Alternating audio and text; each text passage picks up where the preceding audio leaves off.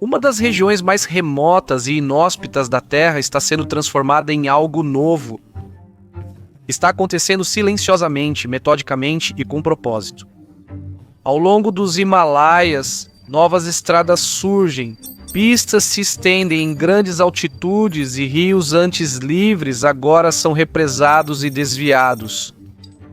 Quando examinado caso a caso, parece desenvolvimento, mas se você se afastar, não é apenas a paisagem que está sendo remodelada, é o equilíbrio de poder. A escala pura desses projetos supera qualquer coisa vista fora do tempo de guerra. O terreno está sendo reconfigurado para movimento, alcance e acessibilidade. E a acessibilidade importa aqui. A linha de controle real, que é a fronteira de facto entre a Índia e a China, não é fixada por tratados, mas pela presença. Exemplos definem território, postos avançados, reivindicações. E assim, ao construir infraestrutura de uso duplo, ativos que parecem civis, mas são estratégicos em função, Pequim está deixando suas intenções claras. As localizações dizem o que as palavras não, servindo para observar o restante do sul da Ásia. Isso também é rico em minerais como cromo, cobre, lítio, bórax e mais.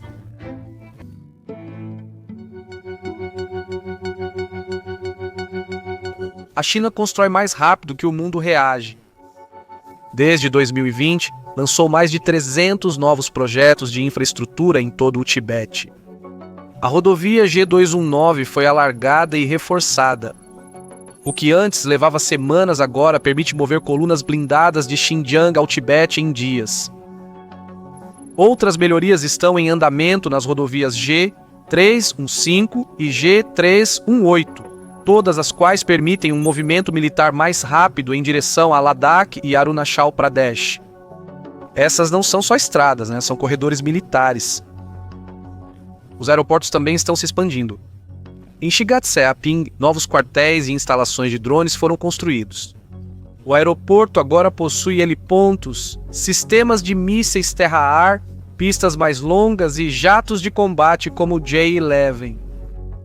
Com essas atualizações, Shigatse-Aping efetivamente se transformou de um aeroporto civil em um centro militar capaz de sustentar operações aéreas de alta altitude ao longo da frente Himalaia Ocidental. Há outros projetos de expansão em andamento nos aeroportos Longxi de Shannan e Narigunza. Este fica a só 200 quilômetros do Lago Pangong, onde forças chinesas e indianas se enfrentaram em combates corpo a corpo nos últimos anos. Enquanto isso, ao norte, a China expandiu os aeroportos Shakei e Arkand, Yutian Wanfang e Ngariburang. Agora pode atender operações civis e militares. Essas atualizações adicionam a uma rede crescente que inclui bases aéreas militares existentes em Lhasa Gongar, Damchung, Ningxi Menling, Chengdu-Bangda, Rotan-Kungang e Tashi-Kurgan-Kunjarab. Pelo menos 24 aeroportos ao longo do Himalaia foram convertidos para uso duplo, muitos deles a 60 quilômetros da fronteira China-Índia. Isso é um poder aéreo sério. Mas Pequim ainda não terminou. Agora visa conectar muitos desses aeroportos e bases através de ferrovias, como a linha Sichuan-Tibete. Uma vez concluída, a linha ligará Chengdu a Lhasa em menos de 13 horas, permitindo o rápido movimento de tropas, munições e equipamentos ao longo de 1.600 quilômetros de terreno acidentado. Mais importante, ela se dividirá em trilhos menores que chegam ainda mais perto da fronteira indiana. Sim, a China tem estado bastante ocupada, mas a projeção de poder não é apenas sobre mísseis e jatos. Às vezes parece com barragens e turbinas. Por isso, muitos projetos de infraestrutura da China no Tibete estão ligados à hidroeletricidade. Veja, a China possui o maior potencial hidrelétrico do mundo, quase 3 vezes o dos Estados Unidos. Desde a década de 1950, construiu mais de 20 mil barragens com mais de 15 metros de altura, tornando a hidroeletricidade a segunda maior fonte de eletricidade do país. O Tibete sozinho responde por quase 1/3 dessa produção. No entanto, talvez mais crucialmente, a hidroeletricidade dá à China controle sobre as nascentes de grandes rios como o Brahmaputra, Mekong e Salween. Essas são as linhas vitais das nações a jusante. E assim, com essa vantagem em mente, a China está agora construindo a maior represa do mundo em um trecho remoto do Himalaia, no rio Yarlung Tsangpo. O projeto, conhecido como Mega Barragem de Medog, está estimado para custar cerca de 137 bilhões de dólares e pode muito bem ser o maior projeto de engenharia da história. Uma vez concluído, espera-se que gere 60 gigawatts de eletricidade, o que é o triplo da produção da represa das Três Gargantas e suficiente para fornecer energia para cerca de 300 milhões de casas. Enquanto isso, na extremidade ocidental do Himalaia, a China está silenciosamente trabalhando em uma segunda mega barragem ao longo do rio Mabjazangpo. Detalhes técnicos, como sua altura, comprimento ou capacidade, não foram tornados públicos, mas tudo sobre o projeto sugere que será de grande escala. No entanto, assim como com a infraestrutura de uso duplo, a estratégia aqui vai além de apenas gerar eletricidade. Países não ribeirinhos, como Índia e Bangladesh, temem que, uma vez que essas barragens se tornem operacionais, a China possa usar o fluxo de água como arma. Por exemplo, durante uma crise não relacionada ou uma negociação, ela poderia liberar água demais e inundar certas áreas, ou reter água e provocar secas. Isso parece absurdo, mas a preocupação é válida. A mega barragem de Medog, por exemplo, alimenta diretamente o Brahmaputra, um rio que sustenta as regiões de Arunachal e Assam na Índia e grande parte de Bangladesh. Arunachal Pradesh é um ponto sensível de conflito. A China considera o sul do Tibete como seu e o reivindica legalmente. No entanto, a Índia controla. Portanto, ao avançar com mega barragens nos rios do Tibete, Pequim não está apenas gerando energia, está se aproximando da hidrohegemonia no sul da Ásia. E isso não é sem precedentes. Nos anos 1990, a China construiu várias barragens no rio Mekong, em Yunnan. Com o tempo, essas barragens reduziram o fluxo do rio em quase 50%, perturbando a agricultura, a pesca e as economias locais na Tailândia, Laos e Myanmar. A história pode estar prestes a se repetir. Então por que tudo isso está acontecendo agora? A demanda por energia está no auge. O boom da inteligência artificial provocou uma corrida tecnológica global alimentada por dados e processadores. Treinar inteligência artificial exige grande poder computacional, o que implica data centers enormes. Esses centros consomem muita eletricidade. Para a perspectiva, um único data center de hiperescala pode consumir entre 100 e 200 megawatts, o que é suficiente para alimentar uma pequena cidade. Multiplique isso por centenas e fica claro, vencer a corrida da inteligência artificial exigirá nada menos que uma reformulação completa da rede elétrica. Goldman Sachs estima que a demanda de energia dos data centers pode aumentar em 50% até 2027 e em 165% até 2030. A China está procurando se manter à frente da curva e este gráfico mostra como isso se parece. Enquanto a geração de eletricidade nos Estados Unidos permaneceu quase estável desde 1999, a China mais do que quadruplicou sua produção e agora está visando manter esse ímpeto. É aí que o Tibete entra. Ele desempenha um papel crucial nos planos energéticos da China.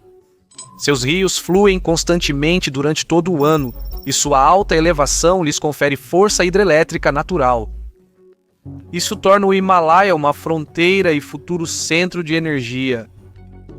Então, quando a China constrói trilhos de trem no Tibete ou barragens em rios perto de fronteiras contestadas, não é apenas sobre cercar a Índia, é sobre alimentar uma economia de inteligência artificial, garantir o controle da água e reforçar a soberania de uma só vez.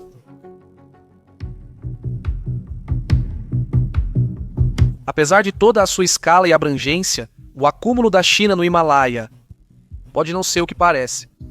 Apesar das aparências de beligerância, A razão pode ser outra: dissuasão.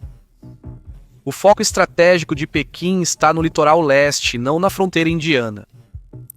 Taiwan é central para o planejamento chinês, mas qualquer conflito lá quase certamente atrairia potências estrangeiras. Para compensar esse risco, a China busca estender os recursos americanos em conflitos como Irã, Ucrânia e outros. Mas mesmo com sua atenção fixada em Taiwan e na América, Pequim não pode se dar ao luxo de ignorar a Índia. Os dois já compartilham uma longa fronteira contestada e a influência regional de Nova Delhi continua a crescer. Se a China abrisse uma frente em Taiwan, os destacamentos do PLA ao longo da linha ocidental de controle real se dissipariam, o que daria à Índia uma janela tática para pressionar suas reivindicações em Aksai Chin. Para contextualizar, Aksai Chin é a segunda principal região disputada entre a China e a Índia. É controlada por um e reivindicada por outro. Mesmo sem avançar sobre Aksai Chin, a Índia poderia abalar a posição da China ao aumentar a pressão sobre o Paquistão, principal aliado regional de Pequim. Com as forças chinesas presas no leste, o Paquistão pode se encontrar sem o vital apoio logístico e militar. Sentindo uma oportunidade, a Índia pode escolher pressionar sua vantagem.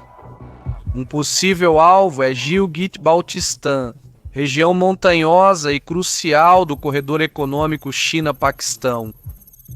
Até um pequeno avanço lá pode ter grande impacto. A ocupação indiana de Gilgit-Baltistan não derrubaria o Paquistão, mas amputaria a principal artéria que o liga à China, e ao fazer isso, mudaria o equilíbrio regional de poder. Apenas para deixar claro, este vídeo não é uma recomendação de política, é uma observação. Não há bom ou ruim em geopolítica, é apenas o que é. Uma China distraída, na verdade, daria à Índia carta branca para mirar em Aksai Chin ou Caxemira.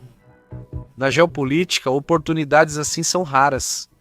E assim, visto através de uma lente de realpolitik, a militarização do Himalaia pela China não é apenas postura, é uma maneira de antecipar um ataque preventivo indiano.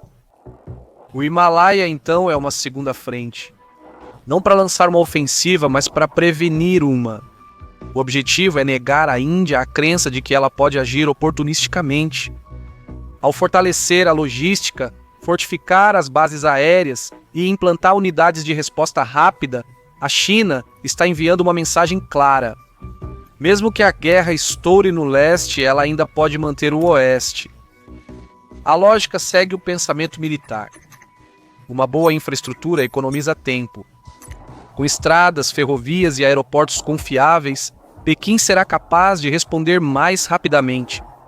Mesmo improvável, a prontidão percebida pode dissuadir totalmente uma guerra em duas frentes. Dito isso, a percepção possui dois lados. A Índia vê a infraestrutura de dupla utilização da China não como seguro defensivo, mas como uma invasão gradual. Sem confiança, até um bunker parece base avançada. E assim, o que pode ser uma estratégia de contenção do ponto de vista de Pequim é visto como provocação do ponto de vista de Nova Delhi. Este então é o paradoxo dos Himalaias hoje. O que deveria estabilizar pode facilmente escalar. Dito isso, a Índia não está indefesa. Ela opera mais de uma dúzia de bases aéreas em suas terras do norte, mas no poder aéreo a diferença é evidente. A China não só tem uma vantagem quantitativa, especialmente em jatos de combate, mas também possui uma clara vantagem qualitativa. Está produzindo em massa caças de quinta geração e desenvolvendo modelos de sexta geração, enquanto a Índia ainda luta para produzir aeronaves confiáveis de quarta geração sem um protótipo voador de quinta geração. O fosso tecnológico é vasto. Além disso, com o maior orçamento de defesa e o maior efetivo da China, o desequilíbrio fica ainda mais evidente. Ao reduzir o zoom, a imagem se revela. A China está em uma onda de construção que se estende por todo o arco do Himalaia. Está construindo rodovias, atualizando bases aéreas e expandindo sua presença em todos os lugares. Claro, não há nada inerentemente errado com nenhum desses projetos, civis ou militares. A China tem direito de construir o que quiser em seu território. Mesmo tentando evitar uma guerra futura, a China pode estar sem querer provocando a Índia a iniciá-la. Fui seu anfitrião Shirvan do Caspian Report. Se você aprova o que fazemos, por favor deixe um comentário, clique no botão de curtir e talvez compartilhe o vídeo. De qualquer forma, obrigado pelo seu tempo e Sarob.